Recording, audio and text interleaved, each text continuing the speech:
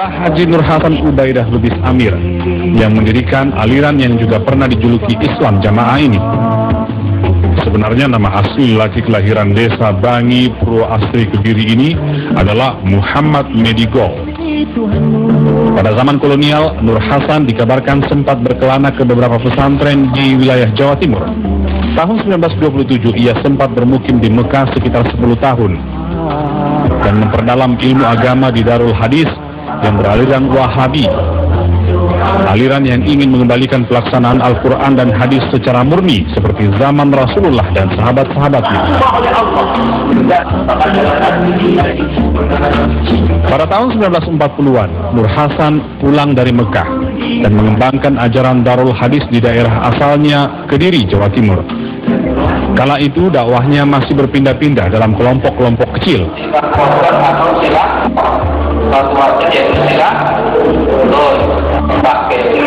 Tahun 1952, ia mulai menetap di Burengan, Kediri. Nur Hasan kemudian memberi label Darul Hadis pada pengajiannya. Pada tahun 1960, setelah mendalami konsep berimam dan berjamaah, ia menerapkan ajaran berupa baiat, keamiran, jamaah, dan ketaatan. Semua jamaah wajib menyatakan ketaatannya atas semua fatwa dari sang imam. Umat Islam di luar komunitas mereka pun dianggap tidak sah Islamnya. Tidak sah, putusannya tidak sah. Banyak bersangkutan dengan kejahatan, ya, perzinahan itu tertutup.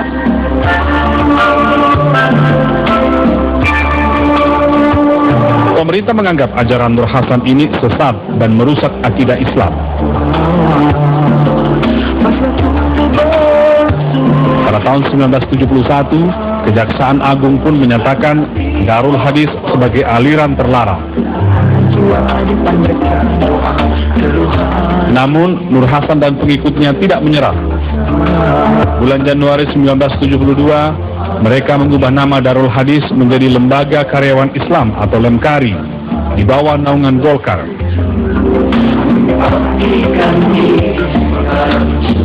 Tahun 1990, Lemkari diubah lagi menjadi Lembaga Dakwah Islam Indonesia atau LDII hingga saat ini.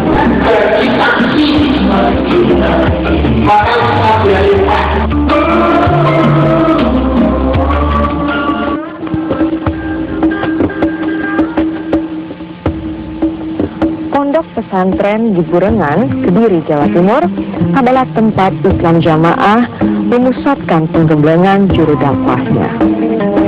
Di tempat ini pula lah Nur Hasan memulai dakwahnya dahulu. Kini, pondok pesantren itu sudah berkembang pesat, ditunjang dengan sarana yang sangat lengkap. La ilaha illallah, la ilaha illallah, Muhammad Rasulullah alaihi salatullah. La ilaha illallah, la ilaha illallah, Muhammad Rasulullah alaihi salatullah. Di kawasan Burengan inilah santri-santri LDII digembleng. Sekitar 2.500 santri dari berbagai daerah menimba ilmu di sini. Bahkan ada pula yang berasal dari luar negeri. Fatonah salah satunya. Gadis manis asal Malaysia ini memutuskan untuk menimba ilmu agama di Burengan setelah menyelesaikan sekolah menengahnya di Sabah. Muhammad Rasulullah. Yang paling susah bagi saya dari segi bahasa, karena bahasa kita memang berbeda. Ini saya pun pernah dengar dan baca dulu apa yang mereka katakan, sama ada nih betul atau tidak yang saya maksudkan. Kalau tidak pun saya kena tanya lagi lah apa maksudnya.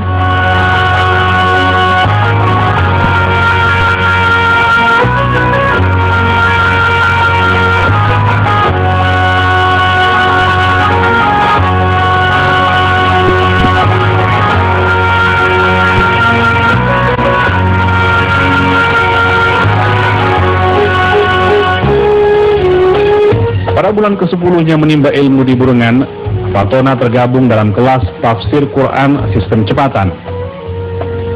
Dalam waktu 3 bulan, seorang santri harus menyelesaikan tahapan keempat dari 5 tahapan yang harus dijalani ini.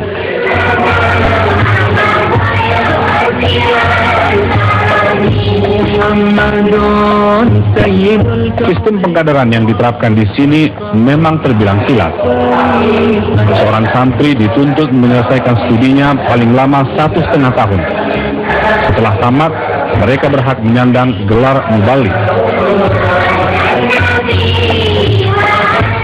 LDII menggunakan sistem manqul, sebuah cara penularan ilmu dari ustadz ke santrinya yang dilakukan secara langsung. Sistem inilah yang kerap menuai tanya dari berbagai kalangan.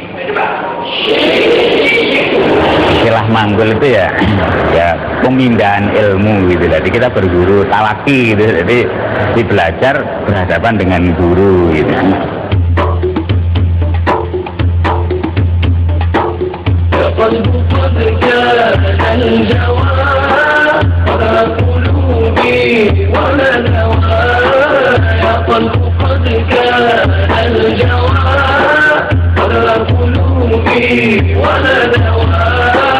فسمع به أهل التقى فسمع به أهل التقى وهوى به من قد هوى قلب قد كان الجوى قدر قلوبي وندوى يا قلب قد كان الجوى. Aktivitas belajar dimulai sejak pukul 8 pagi. 1 jam menjelang waktu sholat tiba, kelas dibubarkan. Sejenak mereka melepas lelah.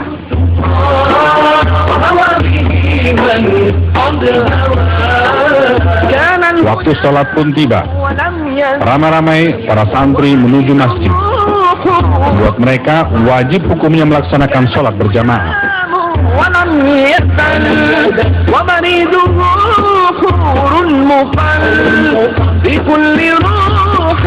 Dan ketika jam makan tiba, gedung berkapasitas 600 orang ini dipadati antrian santri. Tetapi barisan santri putra dan putri tetap dipisah. Untuk putri ada ruang antri khusus. Biasanya para ketua kamar lah yang bertugas mengambil jatah makan tersebut. Fatonah yang juga seorang ketua kamar turut dalam antrian itu. Sekitar pukul 10 malam, aktivitas belajar pun usai. Para santri bergegas menuju asramanya. Khusus santri putra, mereka diharuskan tidur di masjid. Lihat si Alif kecil yang malam. Pukul 1:30 dini hari, denyut kehidupan kembali terasa di kompleks ini. Seluruh santri bergegas menuju masjid mengikuti doa malam dan apel. Mubalik lulusan burongan ini kemudian disebar ke seluruh wilayah di tanah air, bahkan ke luar negeri.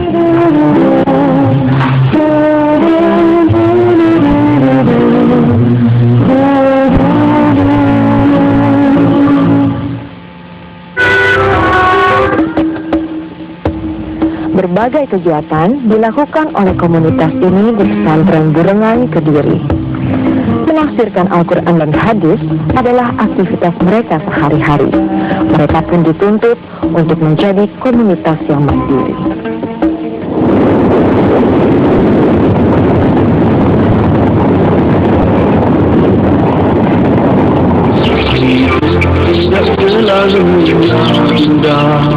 Langit tak selalu cerah, suram malam tak berbintang.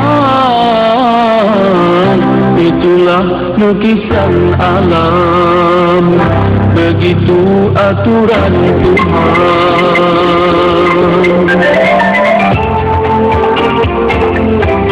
Di kota tua ini, sebuah komunitas muslim membangun kehidupannya sendiri. Hidup tidak selalunya indah, langit tak selalu cerah. Kota di dalam kota. Itulah kesan awal ketika memasuki kompleks pesantren LDII Burengan Kediri, Jawa Timur. Sebuah masjid dan gedung belajar menjadi pusat berkumpulnya sebagian besar penghuni kompleks.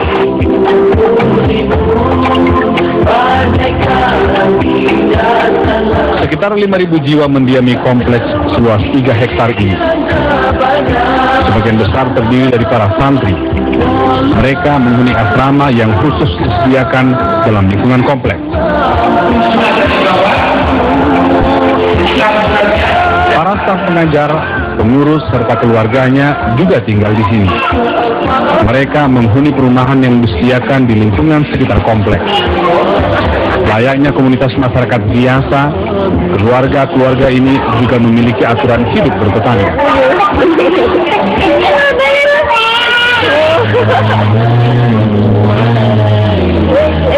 Kaum ibu memiliki satu aktivitas khas. Setelah subuh, mereka berkumpul di ruang makan santri, memasak makanan untuk seluruh penghuni kompleks. Mereka kemudian diperbolehkan membawa pulang jatah masing-masing untuk keluarga di rumah.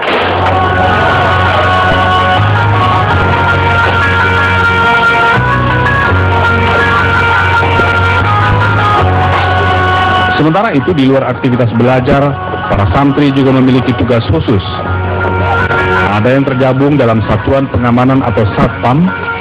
Merekalah yang bertanggung jawab atas keamanan komplek Burengan.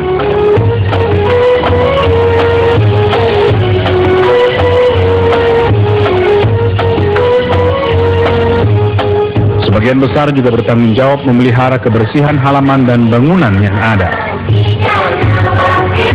Bahkan dalam membangun berbagai sarana di kompleks, mereka sendirilah yang menjadi tukang bangunannya. Berbagai aktivitas untuk kepentingan bersama tersebut tak lepas dari aktivitas kerohanian. Menafsirkan Al-Quran dan hadis di bawah bimbingan para guru menjadi santapan sehari-hari seluruh warga di LDII Burengan. Bahkan untuk anak-anak dibentuk pula pengajian cabai rawit. Burengan ibarat denyut nadi bagi komunitas LDII. Kecaman dari banyak pihak tak mampu membendung perkembangan komunitas ini.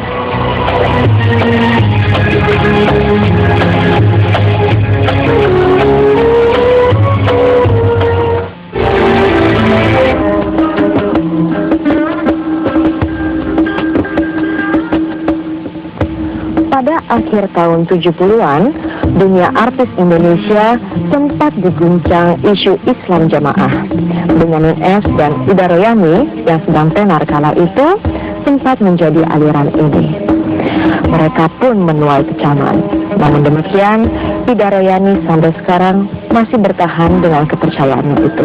Inilah kisahnya.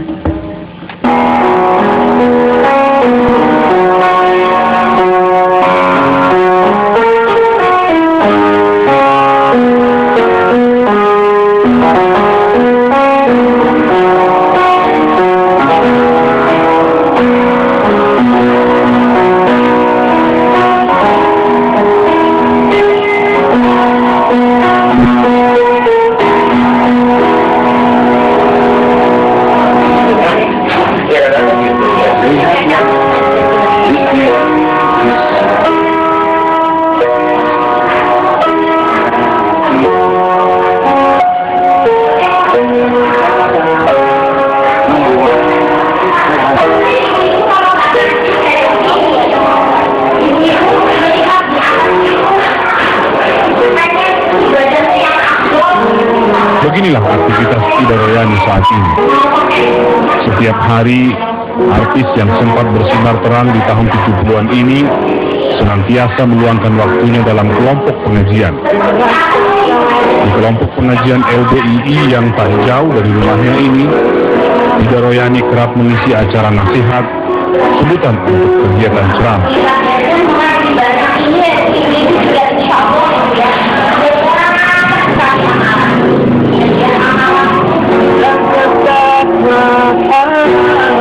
Menerjemahkan Al-Quran dan hadis, itulah inti utama pengajian mereka. Seorang ustadz khusus didatangkan dari pondok pesantren Burengan Kediri untuk membimbing mereka. Ini bukunya kalau kadang-kadang aku habis ngaji, Sejak tahun 1979, Ida menyatakan diri sebagai anggota Islam Jamaah. Waktu itu, Ida sedang haus-hausnya mempelajari Islam. Pada waktu itu aku lagi di Malaysia ya. Terus kebetulan satu keluarga, kebetulan kakakku dan adik-adikku itu lebih masuk duluan ke pengajian LDI ini ya. Terus ya biasalah ya, dia amal sama aku gitu ya. Terus pokoknya Islam itu poinnya itu semuanya harus ngaji ya. Jadi al ilmu qabla amal. Jadi ilmu dulu baru kita beramal ya.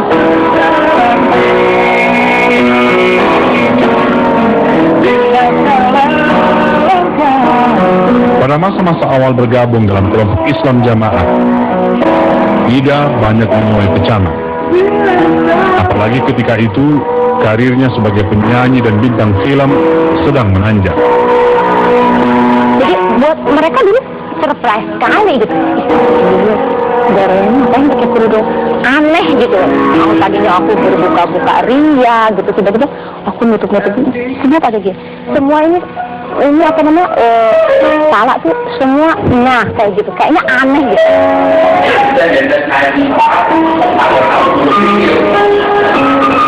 Di pengajian di LDI inilah Ida bertemu dengan sang suami Kinan Nasution yang sudah lebih dahulu menjadi jamaah LDI.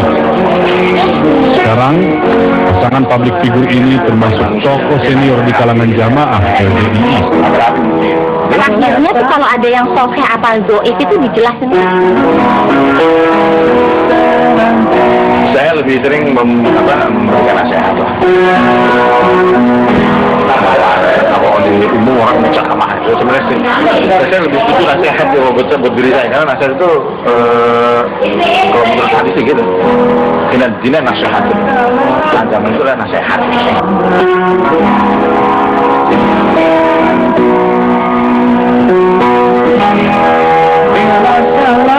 Kesibukan selalu mewarnai hari-hari pasangan Ida dan Kinan.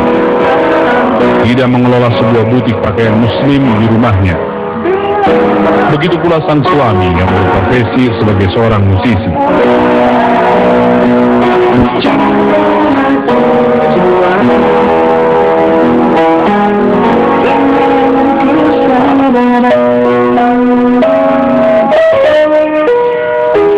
Meski menuai kecaman dan kontroversi dari berbagai pihak, komunitas yang dicap sesat ini tetap saja berkembang, bahkan mulai merambah hingga mancanegara.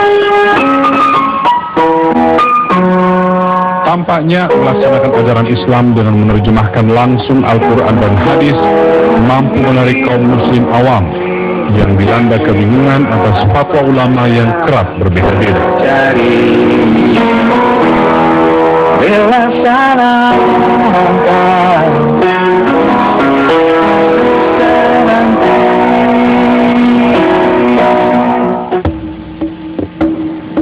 Menit telah kita lalui bersama. Insya Allah kita bersua kembali esok hari, kembali menjelajahi perjalanan Islam di Indonesia. Wassalamualaikum warahmatullahi wabarakatuh.